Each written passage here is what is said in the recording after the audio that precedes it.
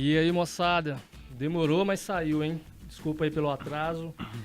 Vamos lá começar mais um episódio do Pipocast, uma produção do Pipoca com Piqui, em parceria aí com a rádio UEG Educativa, Crialab, e também uma parceria aí nova com a rádio Sagres 730. Quero agradecer muito aí ao o operador de áudio, Caisson, na ilha de corte, Bruno Batista, e também ao Vinícius Tôndolo pela recepção aqui na Sagres. Muito obrigado. E mais uma vez estamos aí com vocês, eu, Samuel Peregrino, locutor improvisado até agora, até o momento. Estamos recebendo currículos. Ô Tito, como é que tá os currículos aí? Pilhas infindáveis. Pilhas infindáveis, pagamos com café. Mas é muito legal, sim. Você vai aprender muita coisa, principalmente a arte de viver com a gambiarra. Então estamos aqui na Rádio Sagres, né, uma parceria nova. E também está o João Paulo Tito, crítico de cinema, faz bico aí de advogado. João Paulo, tudo bem com você? Tudo bem, tranquilo. Para mim é um prazer estar aqui de novo na bancada do Pipocast. Legal. Sonoplasta profissional radiofônico Carlos Antônio, vulgo Carlão. Tudo bom com você, Carlão? Tudo bem. Beleza.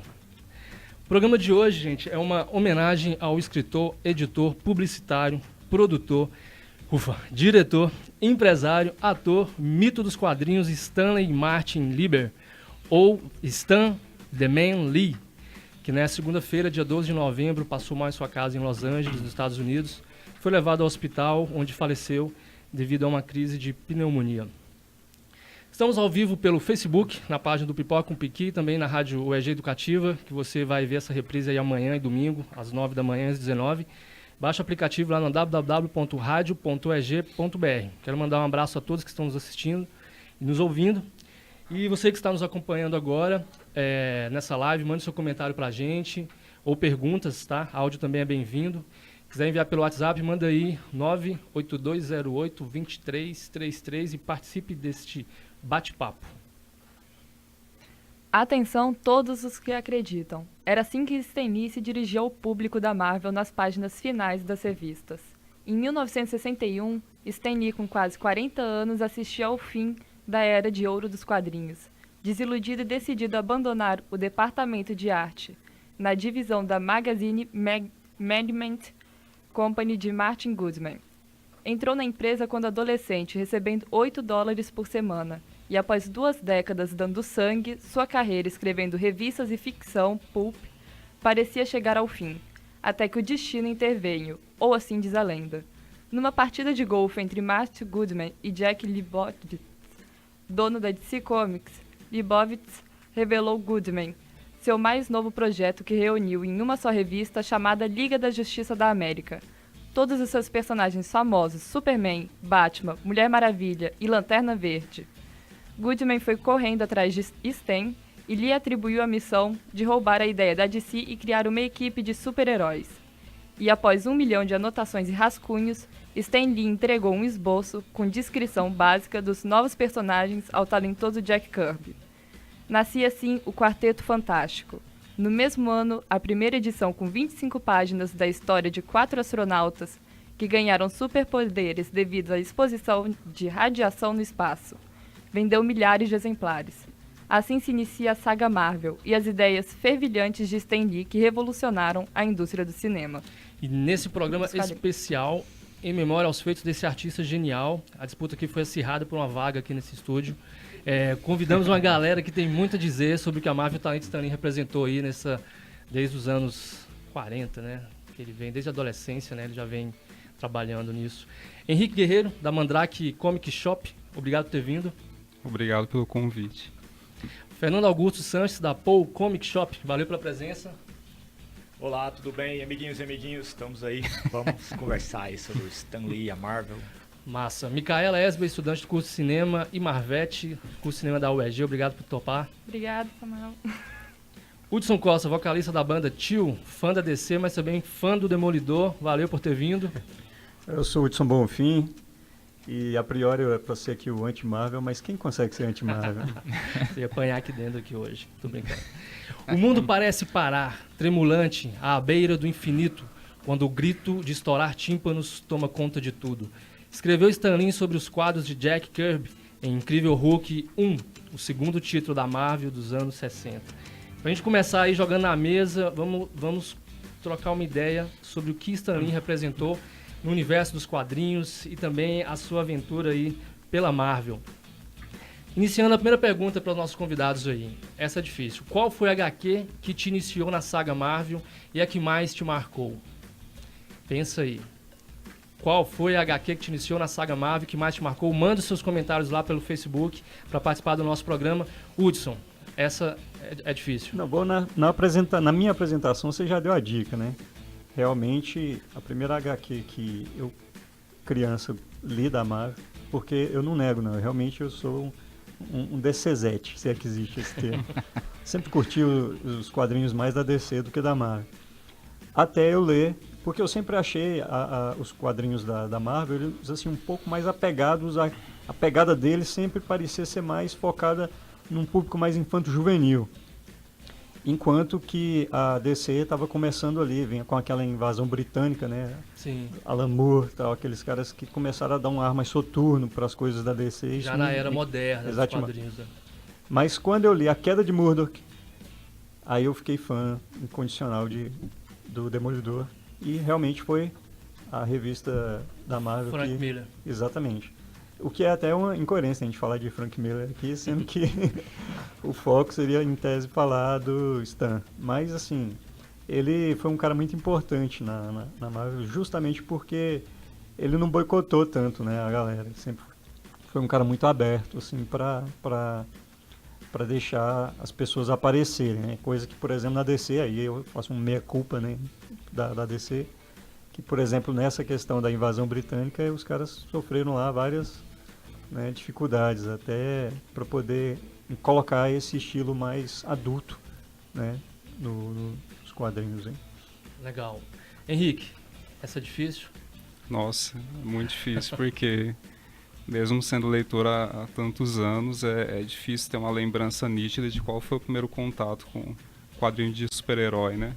Mas talvez, se eu puxar bem pela memória, eu acho que uma história do Homem-Aranha pelo Todd McFarlane, nos anos 90 ainda, quando ele... Eu só não me lembro se o roteiro era dele também. Mas... Qual era a sua idade aí, né? Acho que uns 8 anos de idade, por aí. Nasci em 87, eu sou de humanos, não consigo fazer conta assim rápido. Mas é quadrinho da Marvel, né? Hoje é que o Papa Stan Lee foi o quadrinho da Marvel, isso. Primeiro contato com um super-herói e que me fez entrar nesse mundo que eu tô até hoje. Legal. Fernando? Bom, e você? eu consegui por acidente, eu já comprava gibis, né, quadrinhos da... Mas era mais assim, coisas mais infantis na época, era Disney, Turma da Mônica, e aí eu peguei um gibi do irmão de um amigo meu da época, que tava todo rabiscado, aquele gibi assim que o irmão mais novo tem, sabe, que era um casamento do Homem-Aranha, todo desenhado, cara, sabe, todo detonado o gibi, eu falei assim, meu, casamento do Homem-Aranha. A partir daí eu fui vendo um Homem-Aranha diferente, sabe, porque é o que eu chamo do Homem-Aranha da minha época, que ele já era um cara que estava saindo da casa da tia May, já tinha que pagar suas contas, não era tão aquele mais popular, aquele o Homem-Aranha adolescente. Aquilo lá me marcou bastante, a partir daí eu fui começando a comprar os gibis. E fui conhecendo os outros heróis, Demolidor também, foi muito importante no início assim, da minha leitura. Aí você descobriu que existe um arqui-vilão, né, no mundo chamado Boleto. Justamente, porque mostra esse conflito. Porque quando eu vi, tipo assim, pô, você vê os desenhos do Homem-Aranha, ele é um molequinho lá que tira umas fotinhas pra ganhar uns trocados e tá fazendo aula. Aí você vê o Homem-Aranha lá, pô, eu vou ter que usar meu fluido de teia pra mim ir pro trabalho, porque eu tô sem dinheiro pro transporte. Poxa, eu tô aqui procurando um elétrico, tá fudendo com tudo, mas eu preciso pagar meu aluguel, caramba. Nossa, eu tenho uma namorada bonita, mas como é que eu vou casar com ela se eu não tenho nem onde morar? Então, assim, uns dilemas, assim, foi uma época que realmente... mais humanos, né? Humanizando os heróis. Diz que, inclusive, reza a lenda que foi a esposa do Stan Lee, né? Que deu essa dica pra ele, precisa humanizar mais os heróis e tal. Legal. E ela que praticamente resgatou ele daquela ideia de querer abandonar, quando estava assim, já na fase da decadência da era de ouro, né? Ela deu a ideia, não aposta, escreve o que você quer, que você tem tesão em fazer, e saiu o Quarteto Fantástico, né? Reza a lenda. Eu acho que é o seguinte, tem aquele lance, né? A parte comercial, que é assim, não, você vai fazer isso aqui que isso aqui vai vender. Naquele momento, ele não queria mais trabalhar, ele queria fazer uma carreira dele de escritor. Tanto que, né, ele preservou. O Stan Lee não é o nome dele. Ele preservou o nome. Ele queria. Mas e o que acontece? Assim, cara, eu quero sair. Eu quero que esse povo mande embora. Eu vou fazer o que eu quero. Exatamente. Então, nem tinha uniformes o Quarteto Fantástico, o esboço tanto original. Que, assim, é isso que deu a liberdade pra ele. Ele não tinha pretensão. Entendeu? Ele pegou as ideias dele e jogou. Tipo assim, se não gostarem, que ótimo, vou ficar livre. Beleza. Era o último E tiro foi aí dele, que cresceu. E como ele já vinha com essas histórias pulp de ficção científica, de monstros alienígenas ali no final dos anos 50, então se não virasse o Quarteto Fantástico, viraria mais uma historinha pulp ali da Marvel, né, daquela editora. E você, Micaela, você é da novíssima geração Y, eu nem sei mais como é que tá, já parou em qual, na Y mesmo? Dos anos 2000 pra cá? Pergunta difícil. Tá, qual foi o quadrinho que te iniciou aí na Marvel? Homem-Aranha. O meu foi o oposto do Hudson, porque eu comecei primeiro na Marvel e depois passei pra DC, assim, pra ver algumas HQs da DC. Mas o Homem-Aranha foi o que me iniciou, porque eu tinha 12 anos quando eu comecei a ler HQ. Mês passado. E aí eu fui... A primeira HQ que, na verdade, eu peguei pra ler foi o Superman. Aí eu olhei aquilo, não gostei, porque eu não me sentia representada. Muito distante. Aí eu fui pegar o Homem-Aranha, eu fui ver ele no colegial e tal. Gente, sou eu aqui. Aí eu peguei de tudo, assim, num mês já tá... Ficou fã. Legal. E tu, João Paulo Tito? Cara, a minha história é um pouco polêmica, assim, porque gostamos de polêmica. Esse programa é um programa de polêmica. A saga que me conquistou é uma das piores sagas da Marvel. Alguém tem um palpite? Saga do Guerra dos Clones. Cara, não, essa... Saga dos Clones, né? Heróis Renascem. Heróis Renascem. Cara, a saga do Massacre, depois... em vários sentidos ela é considerada uma saga muito ruim, tanto por questão de história, quanto pelo apelo comercial. E os desenhos eram desproporcionais, principalmente pelo Rob Liefeld, né, que é famoso pela desproporcionalidade, as cabeças muito pequenas, olhos muito pequenos, aquela coisa meio assim. Mas eu vi um arco de histórias dentro dessa saga dos X-Men e achei fantástico. Fiquei um pouco sem comprar e tal, e voltei depois com Homem-Aranha Século XXI já, que era o início da saga Ultimate, né, do Homem-Aranha, e posteriormente ramificou, e hoje é Ultimate, Universo Ultimate, né, tem muito personagem legal, muita história boa ali dentro, até tentam recuperar algumas sagas, como a saga do Clone, dos Clones. Acabou, né? Pois parou depois, mas a partir dali eu acho que foi o pontapé inicial pro universo cinematográfico também, com Samuel Jackson e tudo. Então, eu considero assim, foi um começo ruim pela Heróis Renascem, mas depois E hoje, assim, eu coleciono absolutamente tudo, como a Micaela gosta de Homem-Aranha também. Eu coleciono basicamente tudo do Homem-Aranha. Eu tenho todas as revistas publicadas no Brasil, desde lá da década de 60 e tal.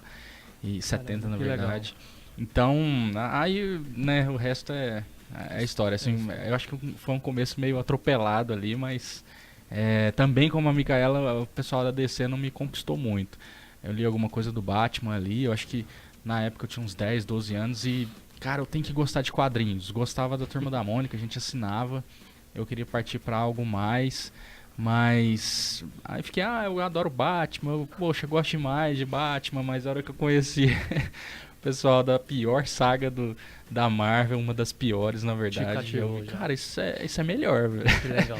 Essa ideia do universo unificado, né? Da questão do universo compartilhado entre personagens. É uma sacada genial. Uma sacada muito legal. Você quer comprar o outro quadrinho do Homem-Aranha e do Capitão América, aparece ali o Hulk, que aparece o outro personagem. Essa é uma das sacadas maravilhosas. Exato. Né? Assim, eu gosto de algumas coisas da DC também, alguns selos alternativos, principalmente Vertigo e tudo, mas Marvel eu acho que é meu forte, digamos assim.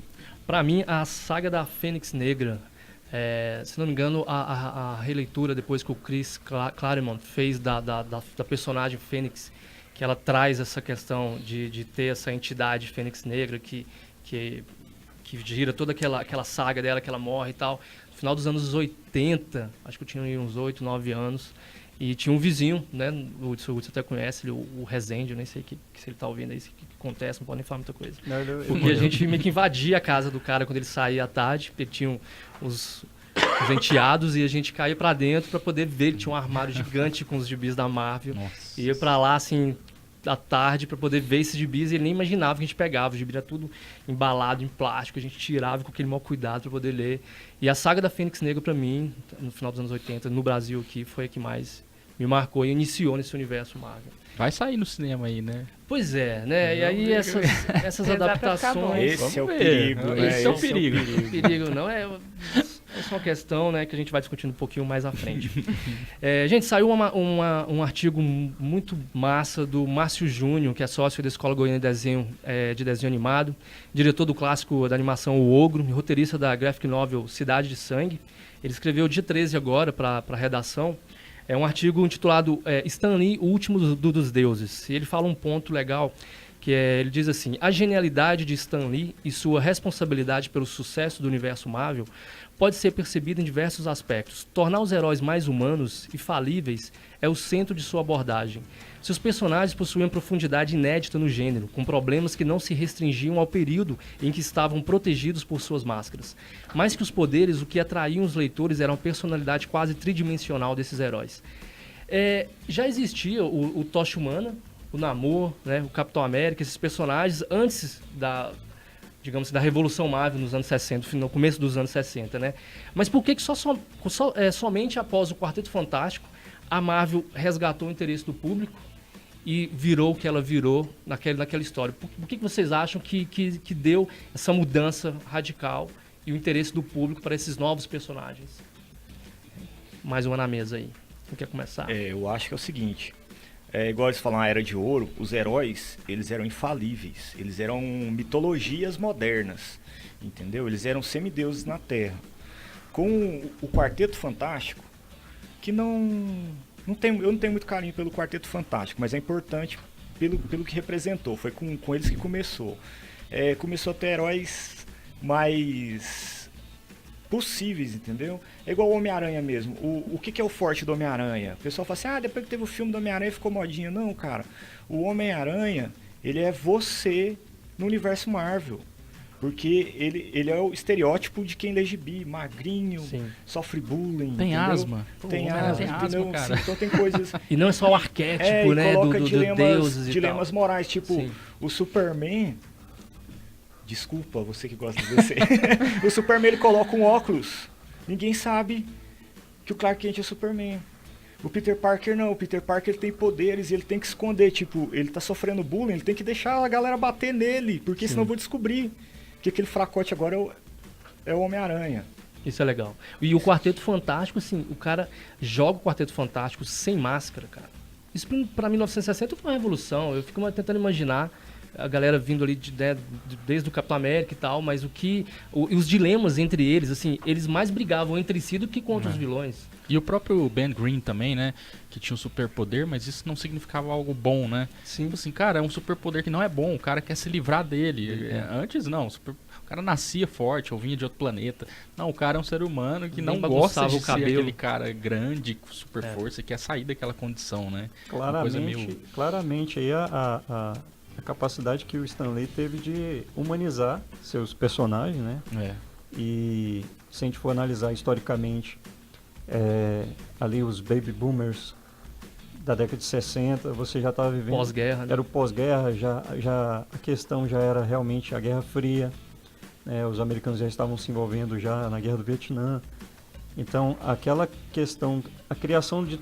O mito criador da maioria dos heróis era o medo que as pessoas tinham da bomba atômica, né? Sim. Então a maioria dos heróis ganhavam poderes por causa de uma explosão, por causa do Hulk, raios gamas e tal. E você falando nisso, eu lembrei aqui que eu li nesse História Secreta, Marvel Comics, História Secreta, que no ano que foi lançado o Quarteto Fantástico, se não me engano, até na semana estava sendo construído o Muro de Berlim. A transição do período, do contexto, né? E aí é que está o grande lance, porque qual que era a voga, assim, da questão até tecnológica do mundo? Era a corrida espacial. Então você mostrar assim que de repente o que era que permeava ali o imaginário da população no mundo, né? Era a questão do homem no espaço, e tal. Então, de repente você criar heróis que são astronautas, que adquirem poderes voltando do espaço, né?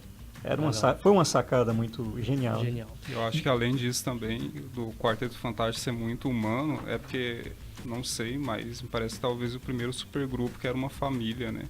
Era marido, mulher, o cunhado e o amigão. Familiares também, né? E com problemas familiares, né? Muito, Talvez muito os Vingadores, por exemplo, não é uma família, né? Uma junção de heróis que não tem proximidade familiar.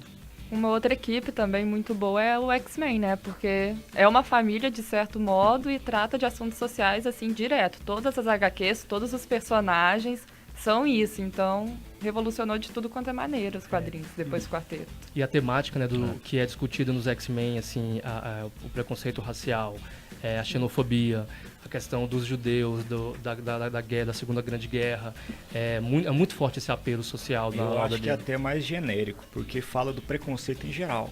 Porque hoje o que se discute muito é a questão LGBT, né?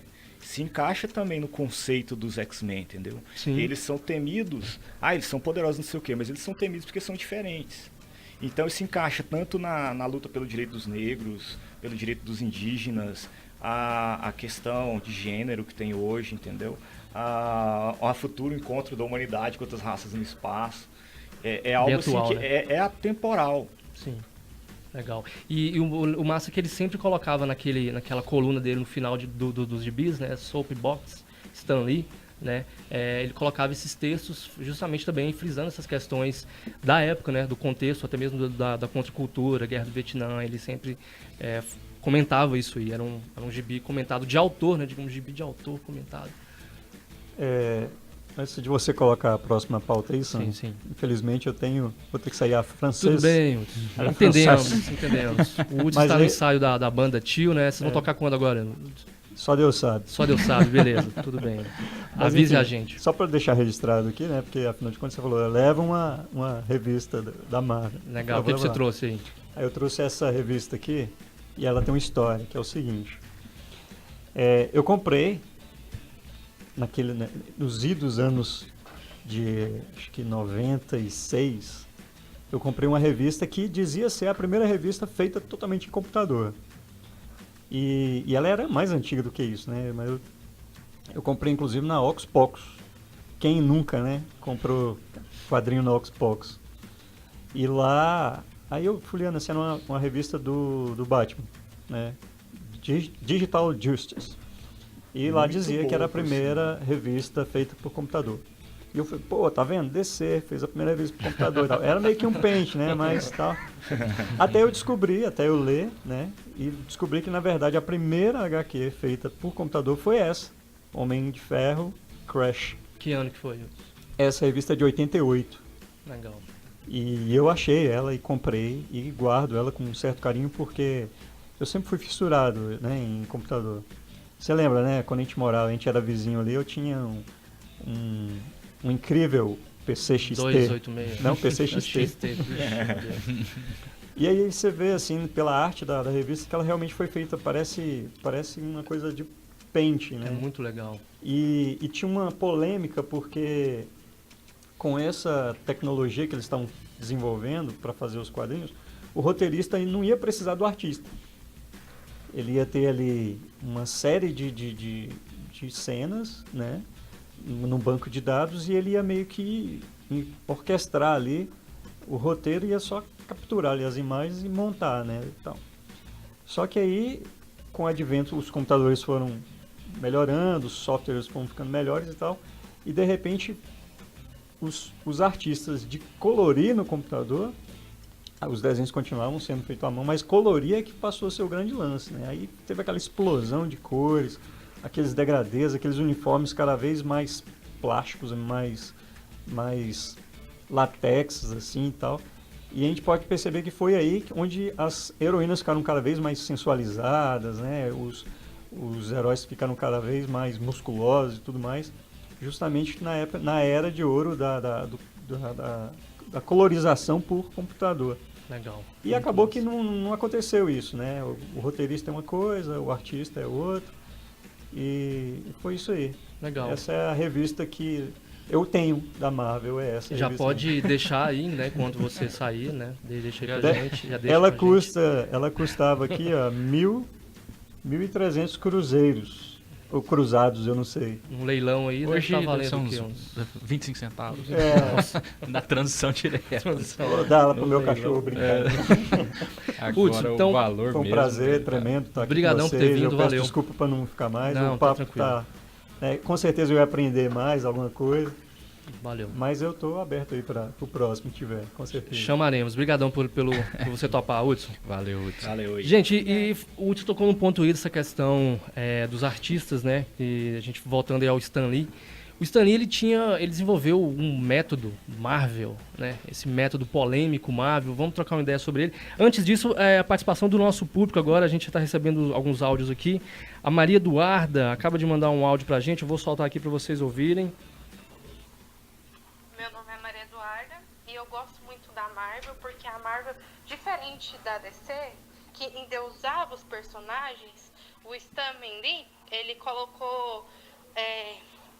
coloca os personagens como para humanizar. Por exemplo, na década de 60, estava falando sobre os direitos do negro, coloca o Pantera Negra e assim em diante, porque cada personagem tem um algo social muito grande, uma crítica social sobre a época vivida, uma interpretação das coisas que estavam vivendo ou quando o personagem foi criado. E por isso que eu gosto muito da Marvel, porque o Stan Lee, ele coloca no personagem algo para ser discutido, algo como crítica que estava ocorrendo no século XX, naquela época. Beleza. Muito obrigado, Maria Eduarda, pelo seu áudio, tá? E que a gente tinha trocado ideia agora há pouco, né?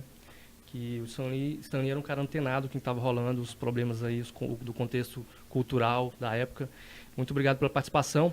E voltando aqui, um pouco sobre o método Marvel. Durante a década de 70, Stan Lee era o principal roteirista, diretor de arte e editor de praticamente todas as publicações da Marvel. Como não é humanamente possível escrever tantos roteiros a cada mês, Lee criou uma solução, né, assim, aparentemente simples. Como que seria? Ele escrevia uma sinopse simples, algumas vezes de uma página ou até menos, e entregava para o artista daquela HQ. Como ele estava trabalhando com lendas, né, como Jack Kirby, o Dico, o John Romita, ele algumas vezes só descrevia verbalmente a trama e deixava o artista fazer o resto. Com a arte terminada, ele preencheria os diálogos para se encaixar com as imagens e somente depois entrava a arte final.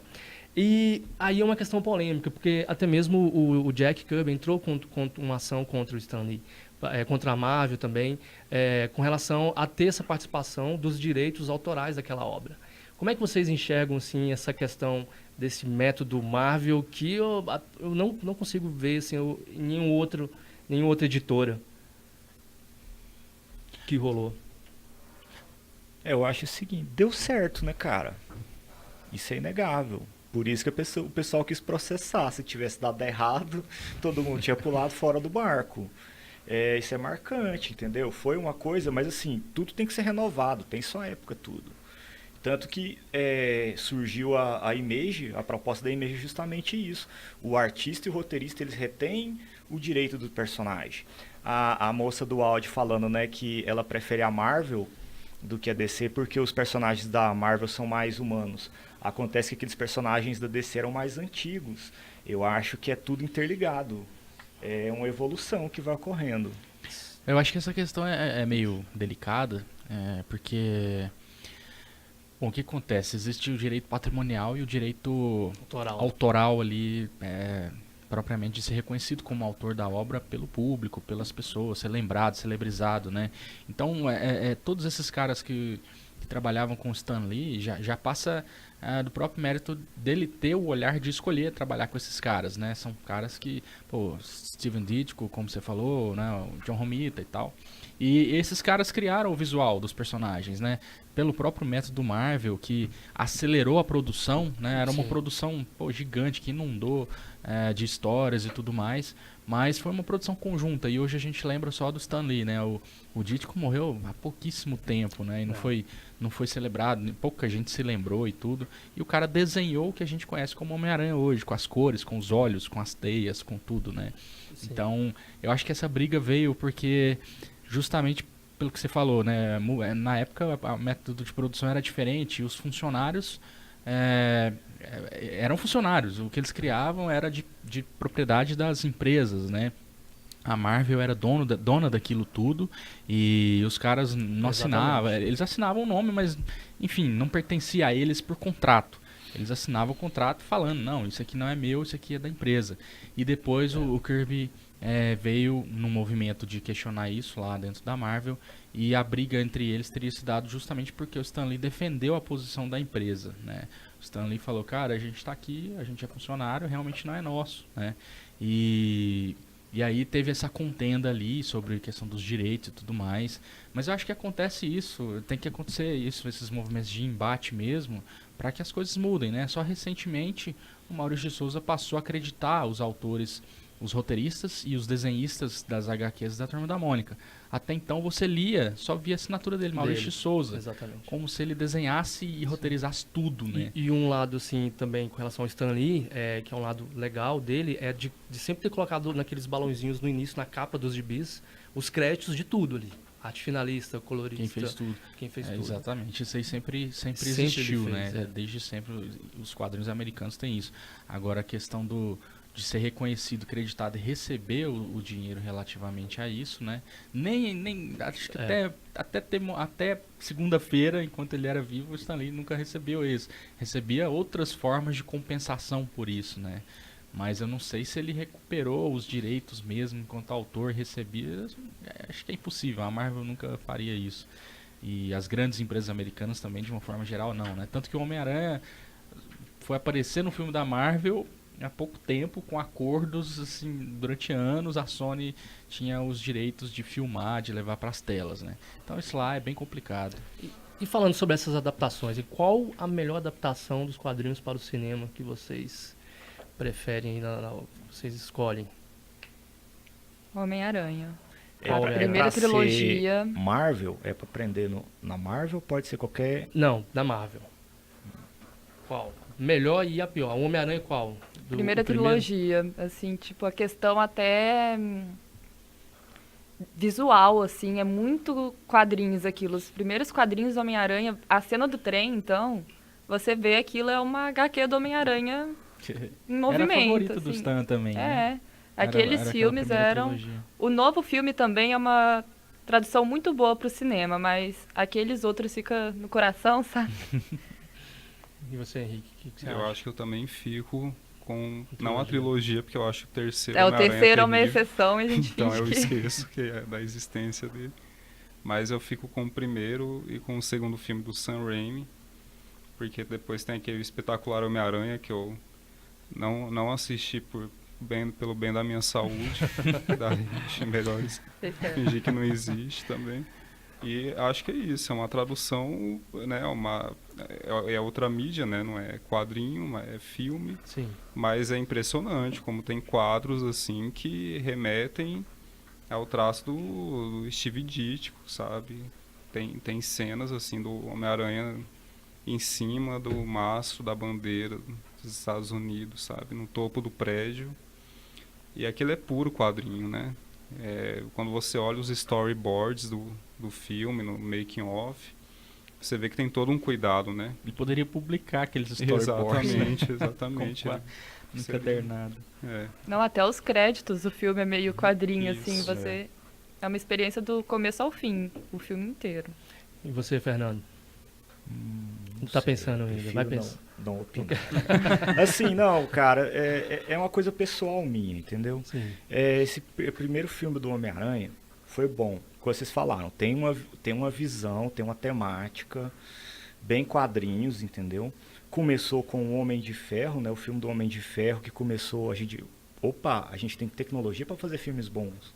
Tinha uns filmes antigos do Capitão América numa motinha, cara, que era horrível. Com capacete de motoqueiro, né? Era. Tinha uma série do Homem-Aranha também, ó, que... Não, Terrível. pois é.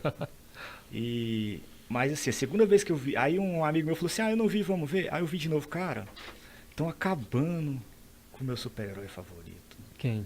O Homem-Aranha. Homem-Aranha, Eu sim. falei assim, nossa, cara, em questão de ação, visual realmente ficou bom, efeitos especiais, mas aquilo lá não é o Peter Parker, saca? Você ainda vai aos cinemas assistir filmes de super-herói? Eu vou, às vezes. Qual foi o último que você foi, Fernando? Eu sou xiita, eu sou chamado velho ranzinza dos quadrinhos. Qual foi o último que você assistiu? Olha, o último que eu vi foi o da Mulher Maravilha. Não tá tão recente. Ano passado. Deu um tempo já. É, Mas tá chegou a ver tranquilo. Guerra Infinita ou... Ah, não, realmente, eu vi o Guerra Infinita. Não tem nada a ver com a obra, mas Não. assim, É. hoje eu não tô mais tão traumatizado. Eu entendi o termo adaptação. Não espere, né?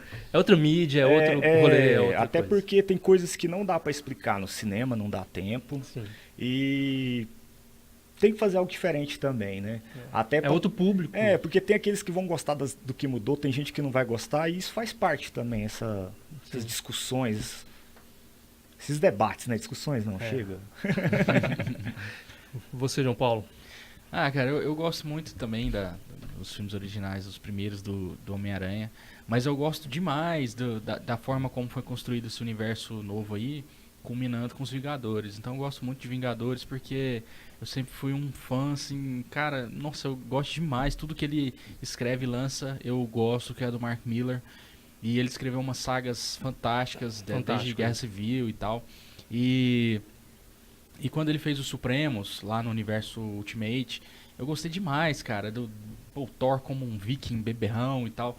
Eu gostei dessa subversão que ele fez e que ele costuma fazer com universos, desde Kingsman. Ele subverte uns conceitos assim de uma forma que é muito legal. E ele fez isso nos Supremos, né? Algumas coisas não foram, por exemplo, a relação entre o Hank Pym, o Homem-Formiga, e a Vespa, que nos quadrinhos é meio tumultuada, rola um certo abuso ali, umas coisas questionáveis pelo autor também, ele coloca isso como forma de questionar. Mas eu gostei muito dessa adaptação e, cara, quando eu vi a primeira vez o Samuel Jackson na pele do Nick Fury, cara, eu fui à loucura. Pô, é isso, cara, é isso. Até que enfim, um filme de super-herói. Você é o tipo de cara que assiste sempre, né? Assim, nos lançamentos do cinema, você tá lá, né? Eu gosto, cara. O Eu último perdi que um você foi? pouco, assim, a onda no final, mas corri atrás, recuperei e assisti tudo de uma vez. Eu entendo, assim, quem não goste desse novo universo, porque se distancia muito do padrão Marvel ali, das HQs mais clássicas, né? Mas, cara, eu gosto demais. Eu assim. acho que peca um pouco, assim, a questão do Guerra Infinita, até mesmo Guerra Civil me deixou muito, assim, abatido quando eu assisti, porque a gente é acostumado a ver o peso, a densidade daquela narrativa nos quadrinhos, sabe? O jeito que é levado o negócio, assim, o embate entre eles, e leva pro filme pra resolver, assim, em 2 horas, é um negócio raso, aí acaba, né, eu acho, assim, um pouco, falta essa profundidade que a gente que vem dos quadrinhos sempre vai querer brigar e tal. Pra poder ter isso nos filmes, né? Mas é outra... Eu tô tentando ser igual ao não pode exigir Fernando. muito, né? Igual Posso mudar pra outra mídia? Sim, Séries? sim. As séries da Marvel, que hoje estão meio embaixo, mas eu vou falar da melhor delas, Demolidor. Cara, isso sim. que série, assim, fantástica. Você vê... Pegaram o Matt Murdock antes dele ser o Demolidor, né? E foram contaram a história que pelo menos o Demolidor não é muito popular, então é uma história conhecida para quem lê. Mas recontaram a história dele de uma maneira que não foi cansativa, não precisaram alterar muita coisa dos quadrinhos, entendeu? Foi fantástico, foi lindo. É o ideal mesmo. Eu até pensava assim, quando ele começou a envolver com a... Electra. Com a enfermeira que ele envolve. Legal. Aí eu falei assim, poxa, cara, A Claire. demorou pra fazer cagada, né? Mas aí aquilo lá foi um affairzinho e depois eles já começam a citar a Electra. Umas pequenas citações, depois ela aparece, tem uma importância. Eu falei assim, cara, isso ficou muito bom. Muito bom. É um ótimo exemplo de adaptação, porque as HQs não são iguais à série, assim. Eles pegaram, por exemplo, nessa terceira temporada, misturaram várias HQs, mas ficou muito bom, assim, tipo... Eu acho que quem não lê HQ se satisfaz muito e quem lê também se satisfaz com a série. E isso é algo muito difícil de fazer. Por exemplo, vocês falaram de Guerra Infinita. Eu acho muito difícil fazer uma Guerra Infinita sem, por exemplo, o X-Men.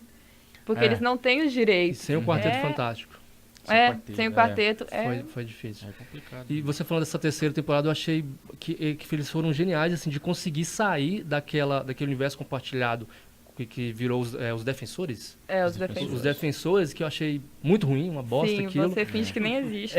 A minha esposa chama esses heróis de subcelebridades Marvel, sabe? E aí, tipo assim, ele conseguiu, né, dar um fôlego, mais um fôlego. E eu falo que o Justiceiro eu achei mais foda que o Demolidor. Não, ficou muito bom, Ficou cara. muito bom. Ficou muito bom. Eu já comecei a olhar assim, né? Frank Castle tava servindo na Guerra do Golfo. Mas, cara, ficou muito bom, Ficou, cara. Mas eu ainda prefiro o Justiceiro no Demolidor. Não, também. mas não assim, perde ali muito. foi a apresentação. Foi, né? não Ele perde. começou ali e cresceu. Ele precisava de uma série mesmo dele Sim. pra contar a história. E a muito censura, né, lá em cima, sangue. Agora é o seguinte, eles não é que eles são os coadjuvantes, entendeu? Mas eles são heróis que realmente você vai colocar o Demolidor pra enfrentar o Thanos, né? É como se fosse ele tem os camaradas pra resolver os problemas locais e tem os problemas cósmicos. Exatamente. Tem muitos filmes, não vou citar, que é de outras que os caras erraram porque pegaram heróis que são muito bons os heróis, mas colocaram eles pra resolver coisas além das capacidades deles. Aí porque eles são os heróis do filme, eles conseguem resolver. Você olha assim, não, cara, não sendo enganado. Os quadrinhos não era assim, ia tomar uma sobra, né? Uhum. Mas dá uma vontade de ver o Demolidor e o Homem-Aranha juntos, assim. Cabia. Teremos Eu acho ainda, que né? tinha Quem espaço. sabe. Vamos ver. Mais uma participação do nosso público. Agora, dessa vez, deixa eu ver aqui, Jair Marques. Boa tarde, Samuel. Tudo bem? Primeiramente, quero parabenizá-lo pela iniciativa de fazer essa homenagem ao grande mestre dos gibis em quadrinho, Stan Lee, que foi o criador desses grandes personagens hoje que se projetaram no cinema, né? Que foi o Incrível Hulk, o Homem de Ferro, o Homem-Aranha e tantos outros heróis das revistas em quadrinho. Eu cresci lendo esses gibis. Desenvolvi minha leitura lendo gibi. E nós não temos hoje mais essa cultura, né? Mas na minha época, na década de 60, eu tinha talvez pouco mais de 8, 9 anos de idade, era uma febre, uma coisa que tomou conta daquela geração, né? Então, quando aparecia um gibi desse aí, era uma luta, uma guerra para poder conquistá-lo, para poder consegui-lo. Tinha um senhor morar na minha rua lá que ele tinha coleções. Então, quando saiu o lançamento, você tinha que levar 3 por 1. Então era só quem também tinha dinheiro para comprar, porque isso era muito caro. Porque foi uma novidade, era uma coisa bonita que mexia com a imaginação da criança, do adolescente, até mesmo dos adultos. Então eu quero parabenizar você pela iniciativa de prestar essa homenagem a esse grande mestre, que hoje essas revistas, esses gibis, esses grandes heróis da revista e quadrinho, que foram para a tela do cinema, através das grandes produções, né? Isso é muito bonito. Infelizmente, hoje nossa geração já não preza mais, não tem essa cultura de ler gibi, né? Mas é uma coisa muito bonita que ficou na nossa mente, no nosso coração. Eu já estou com 60 anos de idade, mas nunca deixei de apreciar, de gostar de um bom gibi, né? Legal, Jair Marques, meu pai. Obrigado aí por ter enviado esse áudio. Eu pedi para ele mandar porque ele que me iniciou nessa saga aí dos quadrinhos. Ele adorava a Marvel, o Stan Lee, adora, né? O Stan Lee, a Marvel. Então, a gente agradece aí. Obrigadão. E também a participação do nosso público aí no Facebook. O Hudson Cândido pede para comentar o Ana Baval. Esse é o personagem que aparece no Doutor Estranho. Vocês conhecem? Que é uma entidade que apareceu em 76. É essa mesmo, Hudson? Manda um comentário aí pra gente, que a gente vai trocar uma ideia aqui. Agradecer aí a Suzana Marinho, Yuri Mamed, tá todo mundo aí no Facebook comentando. Queria mandar um abraço especial pra Marina, minha esposa, que tá aí me acompanhando. Mandem todos os abraços, agora é o momento. Mandem aí também. Fala aí, Henrique. Mandar pra minha namorada, então. Larissa Fernandes, diretora, cineasta aqui de Goiânia. Grande Larissa, eu assisti um filme com ela agora. Bom, depois a gente Muito bacana o filme. Legal.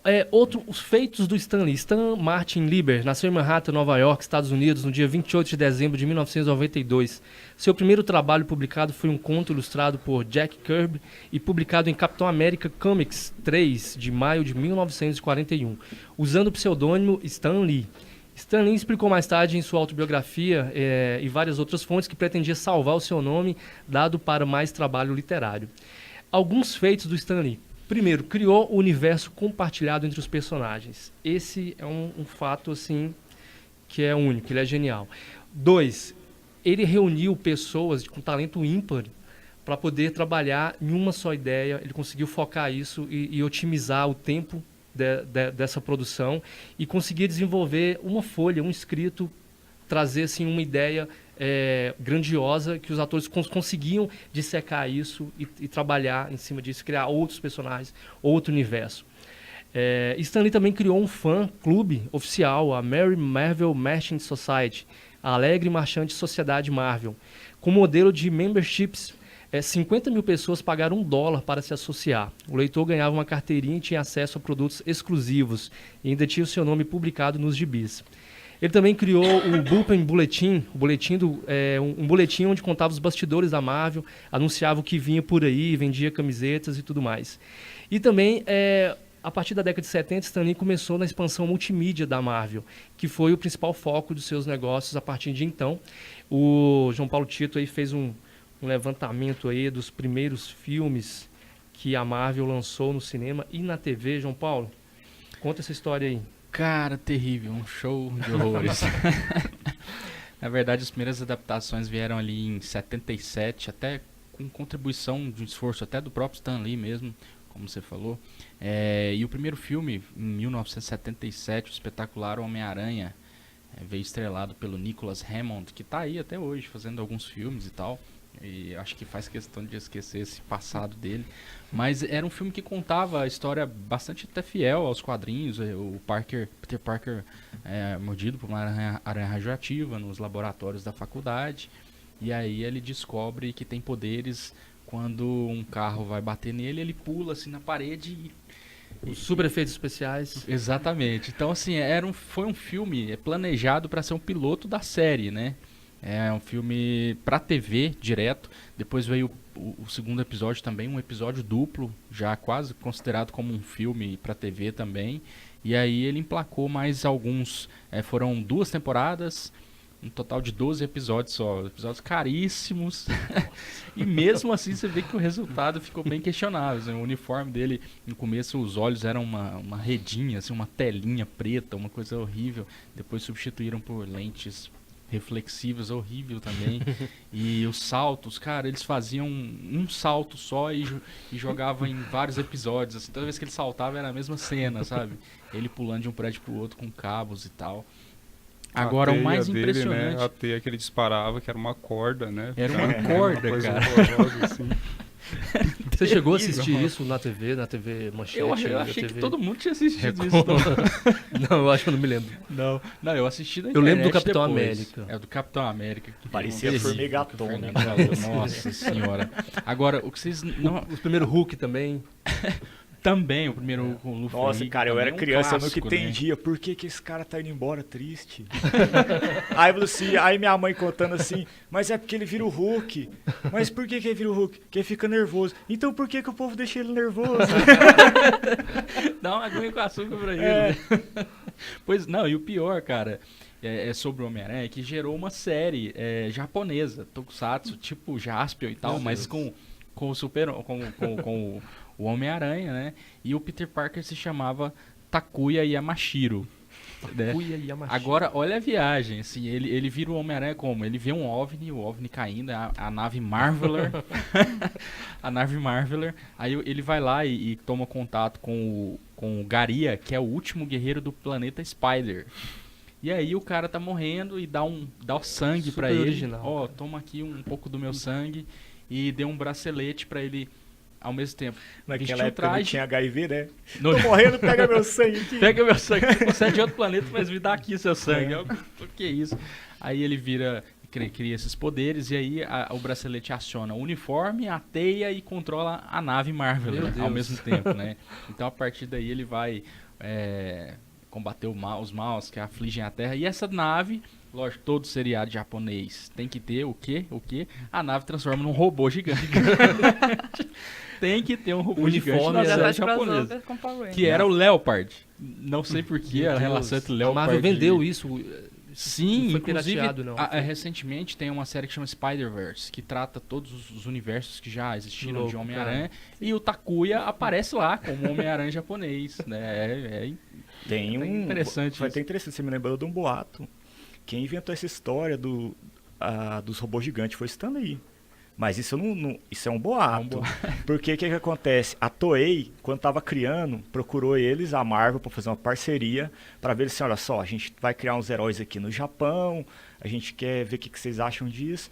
Aí ele falou assim, cara, vocês são um grupo de super-heróis japonês que não tem robô gigante, cara, saca? E aí começou essa tradição. E até fala que esse tokusatsu do Homem-Aranha japonês surgiu daí. Só que aí a Marvel, tipo, não, cara, esse trem desses japoneses aí é muito ruim. Não vai dar certo, entendeu? Vamos fazer com o aí, Nicolas aí, Hammond aí, aqui. aí você imagina a situação do pessoal na pior época da Marvel, quando ela tava na falência, o povo cria os Power Rangers e ganha dinheiro pra Nossa caralho. Senhora. Que louco. Com Não, robô mas- gigante e tudo. Essa série, tipo, eu tinha assistido já todos os filmes, já tinha lido as HQs. Eu, não, vou pesquisar mais coisas do Homem-Aranha, assim, pra ver. Aí eu achei essa série, eu vou dar uma olhada. Pra quê?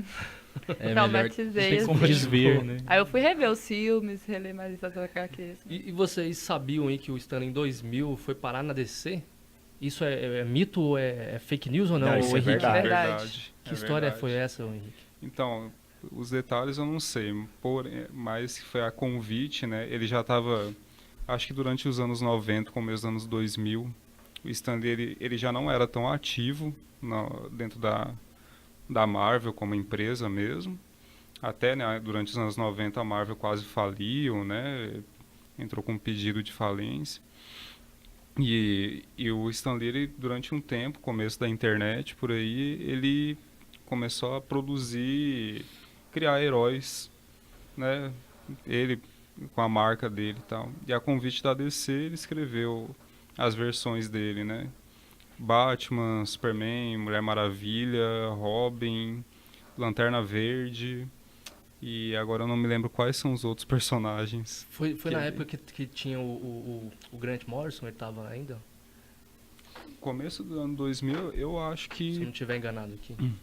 Eu acho que o Grant Morrison estava começando nessa época. Mas o Morrison na DC mesmo, né? Isso, na DC. Eu acho que ele começou um tempo depois disso, talvez com o Batman, né? Não lembro qual outro personagem que ele trabalhou antes, o Morrison. Só que essa série do Stan Lee na DC chamava Just Imagine, Legal. né? Uhum. Que era assim, não tinha ligação, era aquele lance do Elseworld, né? Túnel do Tempo, que a DC sempre foi especialista nisso. Semelhante aos contos do Vigia, né? Isso, o que aconteceria se, É. né? Mas atualmente o Grant Morrison, inclusive, na série Multiverso, é isso? Multiverso, que o Morrison adora trabalhar com isso, né? Linhas temporais, universos alternativos e tal, realidades paralelas. Ele falou que esse universo do Stan Lee existe também. Então ele colocou, acho que ele é o universo 6 dentro das terras paralelas que existem no universo da DC. Vocês têm essas HQs lá na Mandrake? Não temos. Tem lá, Fernando, na Pou? Não, eu acho que isso não saiu em português, não. Não saiu, saiu. eu tenho. Eu acho que saiu Batman, Saiu Superman, Batman, Mulher Maravilha, foi Flash, pouquíssimos. Lanterna Não, tá, Verde. vocês estão falando da versão, eu tô falando da pensei que a Just. pergunta era justamente do universo do Stan Lee. Ah, Essa Just Imagine saíram algumas mesmo. E você tem lá pra os gente? mais todos, famosos? Não, tem que pesquisar pra vocês, Pra eu acho gente que não. Já reserva a minha lá, então. por favor, Se porque tiver eu- lá já é minha, cara. Como assim? Como assim? O mais engraçado nisso, assim, é que quando teve essa série que o Stan Lee reinventou esses personagens da DC. Ele adora criar personagens com nomes aliterados, né? Aliteração no nome. Então é Peter Parker, né? Bruce Banner.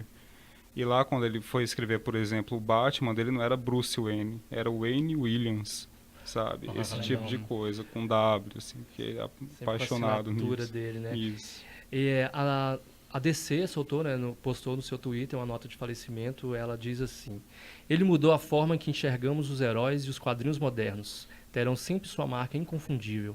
Seu entusiasmo infeccioso nos lembrava sempre por que nos apaixonamos com suas histórias. Antes de tudo, Excelsior, Stan.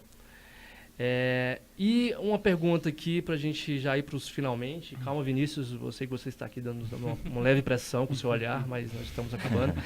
Qual foi o melhor parceiro do Stan Lee?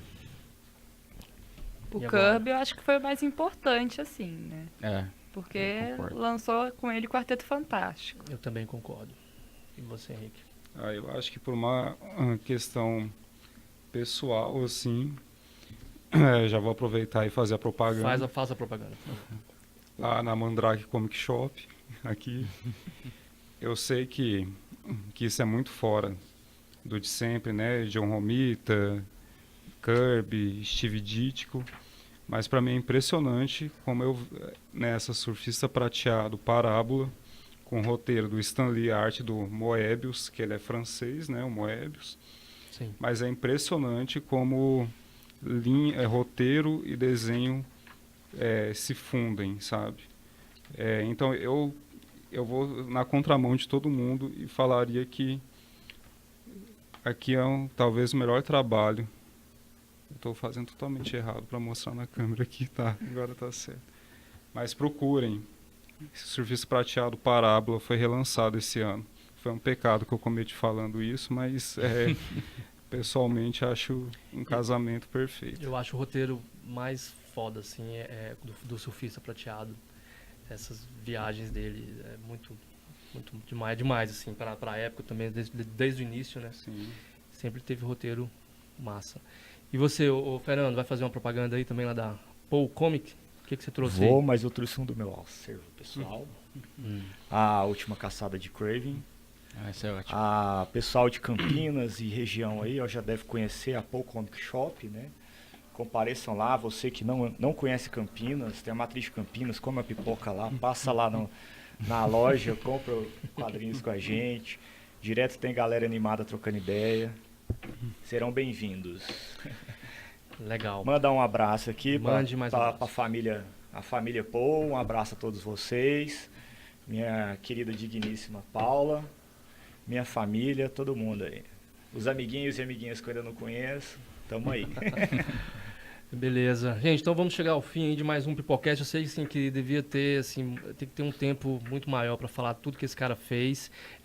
Eu fiquei sabendo aí que tá em produção, aí já uma obra desde 2016, um filme sobre a vida dele. Você tá sabendo de alguma coisa? Cara, eu ouvi dizer que ele era vizinho do Leonardo DiCaprio, né? E aí eles conversavam muito e ele falou: eu quero que você seja eu no cinema. Diz que tinha essa combinação. Mas sim. eu vi que o público queria o cara do Breaking Bad, ajude, Bryan Cranston. Sei, o Bryan Cranston. Queria que Sim. fosse ele. Fizeram até um post alternativo já pro filme. Essa história aí do Stan com o Leonardo DiCaprio é coisa de vizinho ali, né? Não sei se realmente tinha alguma coisa viabilizada nesse sentido. E mas uma o Cranston, uma dica rápida, enquanto o filme não vem a biografia, tem essa daqui em quadrinhos. Opa. Que é incrível, procura. Essa tem lá na Mandrake Comic Shop Mandrake. tem. Essa É daí você ótimo. já... Escrita pelo Peter David. Tem tudo o que a gente falou e muito mais sobre a vida do Stan Lee. E é incrível. Leitura super divertida. E enquanto o filme não vem, tá aí, biografia. Melhor do que ler na Wikipédia. Eu e vi... outra coisa Sim. também, saiu uma informação, a filha dele falou que ela estava produzindo junto com o Stan Lee, que é o pai, né? Um outro personagem, então ainda tem pra sair. Tem uma Dirty, série, é o parece. É Homem Fala por Sujo, cima, algo é. do gênero. Ela falou que ele tava querendo fazer algo mais sujo, sem escudo, sem teia. Isso Algo mais pra HQ. É, um personagem de Personagem HQ. pra HQ. Eu fiquei sabendo também que tava rolando uma série, né? Que ia ser gravada no Canadá. Tô tentando achar aqui nas minhas anotações. Mas depois a gente compartilha isso aí. Beleza, gente, quero agradecer demais a presença de vocês. Micaela, obrigado por ter vindo. Obrigada. João Paulo Tito, as últimas considerações. Eu queria agradecer, realmente é um assunto muito bom isso aí vai longe ainda. Gente, vai acabar a transmissão aqui, a gente vai continuar conversando aqui. Quem quiser vir pra cá, vou comprar uma Coca-Cola comprar aqui. uma Coca. Vamos trocar ideia. Vai longe. Mas eu queria agradecer a todo mundo que tá seguindo a gente aí na live. E lembrar também, o que você já lembrou, que depois o programa vai ficar disponível para quem quiser ouvir. No YouTube. Né, no YouTube. Do Pipoca com Piqui. Exatamente. E até a próxima, né? Legal. Chegamos então ao final de mais um Pipocast. Eu quero agradecer aí aos nossos ouvintes, ao público da internet, aos nossos convidados, Henrique Guerreiro da Mandrake Comic Shop, Fernando Augusto Sanches da Paul Comic Shop, Micaela Esber, Hudson Costa, que teve que sair um pouco mais cedo, João Paulo Tito, obrigado Carlão também pela sua assistência aí, Vinícius e Bruno, valeu demais. Agradecemos também a equipe da Rádio Sagres, que nos proporcionou esse espaço aí maravilhoso. Um abraço para a galera da Rádio EG Educativa, Estela, Arlon, Gleice e Johanna. O programa Pipocast é uma produção do Pipoca com Piqui, em parceria com a Rádio EG Educativa, com apoio do CREALAB. A coordenação geral é do professor Marcelo Costa, com sonoplastia do Carlos Antônio, a vinheta foi Hudson Costa e a apresentação João Paulo Tito e eu, Samuel Peregrino. Acompanhe a gente sábado e domingo, 9 horas da manhã e às 19 pela Rádio EG Educativa e pelo site www.radioeg.br e no canal do Pipoca com Piqui no YouTube. Valeu, até a próxima e Excelsior!